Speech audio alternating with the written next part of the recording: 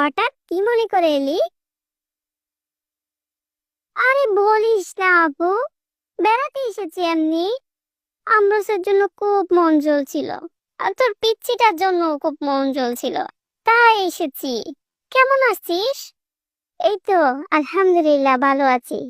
আয় ভিতরে আয়, ভিতরে আয়। ও আচ্ছা। আপু, আম্মু, কালামুনির কণ্ঠ শুনতে পাচ্ছি।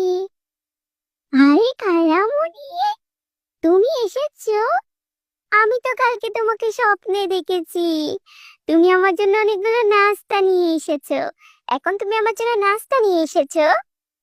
হ্যাঁ, তোমার জন্য অনেকগুলো নাস্তা নিয়ে এসেছি। চিপ নিয়ে এসেছি, চকোবিন নিয়ে এসেছি, আরো কত কিছু। তোকে না বারবার বলি এই পচা খাবারগুলো না আনতে, ভালো কোনো হেলদি খাবার আনতি। কলা, পাউরুটি। আপু, এসব বাদ দে। হেলদি খাবারের কথা বলিস না। তুই কি হেলদি খাবার খেয়ে বড় হয়েছিস? তোর কি কোনো সমস্যা হয়েছে? হয়নি তো। ছোট বাচ্চা এগুলো খাবে, সমস্যা নাই। ও আমরুস মামুনি, এদিকে আসো তো, এদিকে আসো, একটু বুকে নিয়ে আদর করি। আমার মামুনি, তুমি আব্বুকে বলো না বাসায় যাওয়ার কথা, বলো না নানুর বাসায় যাওয়ার কথা।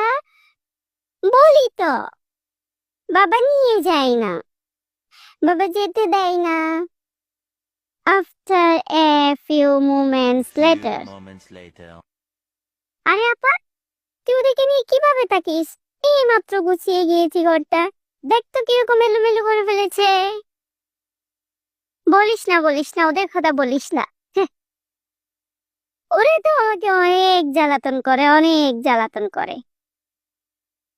তুই শাসন করিস না, সেজন্য আর কি। সবকিছু শাসনের নিচে। শাসন করলে ঠিক হয়ে যাবে সব। শাসন করিস, পিটা দিস। আমার মোবাইল একটা নিয়ে পড়ে আছে। আমি চলে যাচ্ছি। কেন, একটু থাক না। না না না, টাকার কথা বলিস না। আর কিছুক্ষণ থাকলে তো পাগল হয়ে যাবো আমি।